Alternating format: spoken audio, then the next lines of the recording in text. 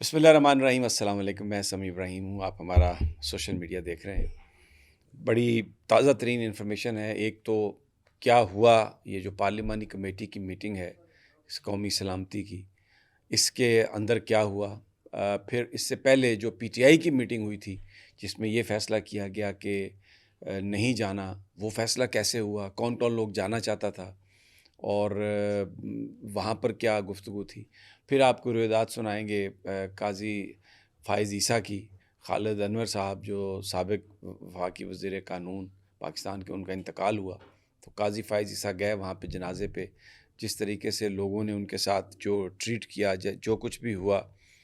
وہ آپ کو سنائیں گے، ساری صورتحال بتائیں گے۔ سب سے پہلے شروع کرتے ہیں کہ پی ٹی آئی میں جو ان کی پولیٹیکل کمیٹی تھی جسے ہم کور کمیٹی کہتے ہیں، اس میں کیا ہوا۔ آپ حیران ہو جائیں گے کہ بڑے بڑے نام جو ہیں، اکثریت جو تھی وہ جانا چاہتی تھی پارلیمانی کمیٹی جو ہے قومی سلامتی کی، اس کے اجلاس میں، بلکہ خفا ہو رہے تھے لوگ کہ ہمارا نام کیوں نہیں دیا۔ اور مجھے جو چند نام جن کا پتہ چلا اس میں علی محمد خان صاحب، بیرسٹر گوہر صاحب، پھر لندن سے بتایا جاتا ہے زلفی بخاری صاحب بھی، ان کا یہ کہنا تھا کہ جی بالکل جانا چاہیے۔ سلمان نقم راجہ صاحب تو علینا شگری صاحبہ کے پروگرام میں بھی انہوں نے کہا کہ بالکل میں سمجھتا ہوں کہ جانا چاہیے۔ لیکن پھر کیا ہوا، خالد خورشید جو سابق وزیر اعلیٰ ہیں گلگت بلتستان کے، ہی ٹوک اے اسٹینڈ۔ انہوں نے کہا کہ میں بطور چیف منسٹر یہ بہت ساری جو میٹنگز ہیں، میں نے بریفنگز ہیں، میں دیکھتا رہا ہوں، میں کرتا رہا ہوں، اور کچھ بھی نہیں ہوتا، صرف ایک ربڑ سٹیمپ آپ سے انڈورسمنٹ کی جاتی ہے۔ یہ لوگ ایک آپریشن کرنا چاہتے ہیں اور آپ اگر وہاں پہ چلے جائیں گے تو یہ کہیں گے کہ کنسنسس کے ساتھ ہی آپریشن ہوا۔ اور عمران خان صاحب بالکل اس کے خلاف ہیں، وہ افغانستان سے مذاکرات چاہتے ہیں۔ وہ کہتے ہیں کہ ہم افغانستان کے ساتھ اگر لڑیں گے تو یہ شاید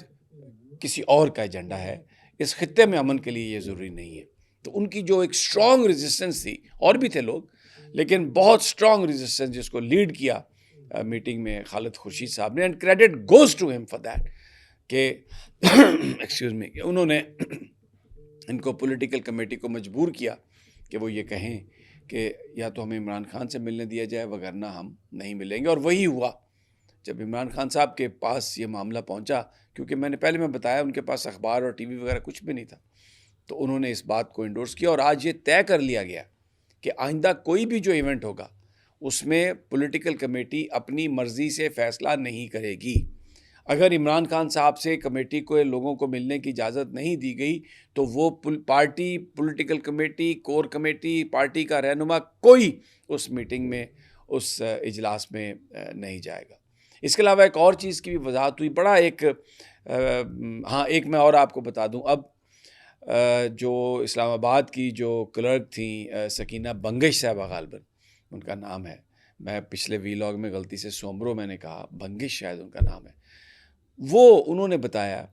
ذرائع یہ بتا رہے ہیں کہ 3 گھنٹے انہوں نے کنفرم کیا کہ ان کو بٹھائے رکھا اور پھر ان کو عمران خان صاحب سے نہیں ملنے دیا گیا۔ اور آج کیونکہ یہ مقدمہ اوریجنلی جسٹس سردار اعجاز اسحاق کی عدالت میں تھا، آج روٹین میں جو کاز لسٹ آئی اس میں وہ مقدمہ تھا، لیکن تھوڑی دیر بعد ہی اس کو نکال دیا گیا، کیونکہ کل سرفراز ڈوگر صاحب یہ فیصلہ کر چکے کہ اب لارجر بینچ عمران صاحب سے ملاقاتوں کے حوالے سے فیصلہ کرے گا۔ اور حیرت کی بات ہے، میں پہلے بھی بتایا تھا کہ ججز کی بجائے یہ غفور انجم صاحب جو سپرنٹینڈنٹ جیل ہیں اڈیالہ کے، ان کی طرف سے یہ درخواست آئی اور اس پر جج صاحب نے فیصلہ کیا بغیر کسی پارٹی کو سنے، نوٹس کیے، اور یہ فیصلہ کر دیا، جو کچھ وکلاء کی نظر میں غیر قانونی ہے، سسٹین نہیں کر سکتا۔ لیکن بہرحال وطن عزیز ہے، یہاں پر تو یہ چلے گا۔ اچھا، اب آ جائیے جو پارلیمانی کمیٹی قومی سلامتی کی، اس میں 3-4 اس کی ہائی لائٹس ہیں۔ دیکھیں، مسلم لیگ نون، وزیر اعظم ہیں شہباز شریف ان کے، لیکن جو قائد ہیں اس پارٹی کے وہ نواز شریف ہیں۔ آج وہ وہاں پر موجود نہیں تھے۔ عمران خان تو چلے جیل میں ہے نا، اور نااہل کیا ہوا ہے، ان کو تو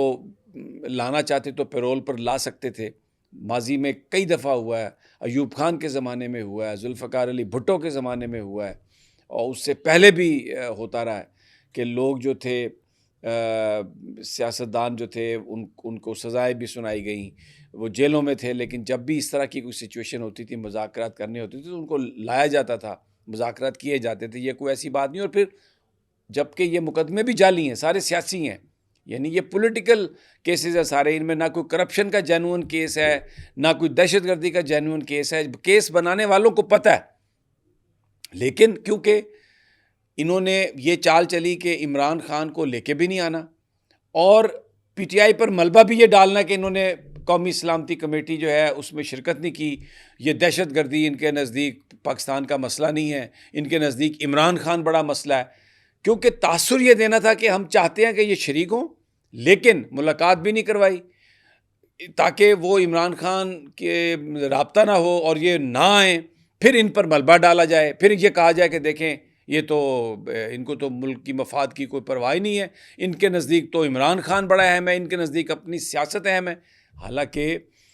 یہ جو سارا ایشو ہے یہ قومی اور سیاسی ایشو ہے، فارم 47 کی گورنمنٹ ہے، غیر قانونی لوگوں کی گورنمنٹ ہے، اور پھر آپ دیکھیں ٹی وی پر جس طرح سے خبریں چل رہی ہیں، اس میں کون چل رہا ہے؟ شہباز شریف تو کہیں نظر ہی نہیں آ رہا۔ جو بھی چیزیں چل رہی ہیں آپ اٹھا کے دیکھیں، کوئی بھی بلیٹن، اس میں کس کی ملاقاتوں کی خبریں ہیں، کس کی خبریں ہیں ساری، اس میں یہ تو بالکل شہباز شریف تو ایگزسٹ ہی نہیں کرتے، ساری خبریں جو ہیں وہ آرمی چیف کی ہوتی ہیں اس میں، اور ایسا بالکل نظر آ رہا ہے خبروں میں بھی کہ اس وقت ملک کو لیڈ جو ہے وہ آرمی چیف کر رہے ہیں۔ تو یہ پی ٹی آئی کو اس پر ملبہ ڈالنے کے لیے، پروپیگنڈا کرنے کے لیے یہ اس طرح سے پلاٹ بنایا گیا کہ پی ٹی آئی آئے نا، اور خان صاحب نے یہ بالکل صحیح فیصلہ کیا کہ ہم پراکسی ہم سے نہ لگوائیں، ہم سٹیمپ نہیں کریں گے، ہم آپ کو اپروول نہیں دیں گے، اس لیے کہ افغانوں کے ساتھ دوستی کرنی ہے، لڑائی ان سے مسئلے کا حل نہیں ہے۔ تو یہ وہ ساری ہے۔ اچھا، ایک اور بڑے اہم کریکٹر اب دیکھیں مجھے، محسن نقوی صاحب جو وزیر داخلہ ہیں وہ نہیں تھے، باقی جو دو لوگ ہیں، پرویز خٹک جو ایڈوائزر ہیں داخلہ کے وہ موجود تھے، پھر طلال چودھری جو وزیر مملکت ہیں وہ موجود تھے، اب محسن نقوی صاحب نہیں تھے۔ اب یہ کہنا کہ محسن نقوی صاحب باہر تھے، وہ بھائی کتنی دیر لگتی ہے باہر سے ادھر آنے میں، جب آپ اتنا بڑا اجلاس کر رہے ہیں تو یو کوڈ ہیو ویٹڈ۔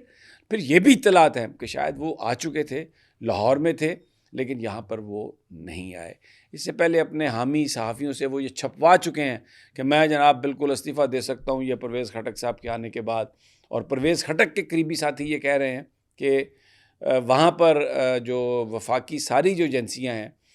کے پی میں، وہ پرویز خٹک کو رپورٹ کریں گی، اور وہ وہاں پر منجی ٹھوکنے کے لیے آئے ہیں۔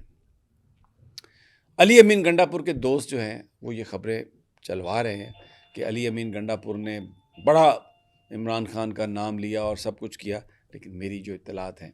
میں وہ ان کو کنفرم نہیں کر سکتا، اس کے مقابلے میں میرے پاس یہ اطلاعات ہیں کہ علی امین نے بالکل 9 مئی جو ٹی وی پہ چل رہی ہیں خبریں چلوا رہے ہیں لوگ، یا تو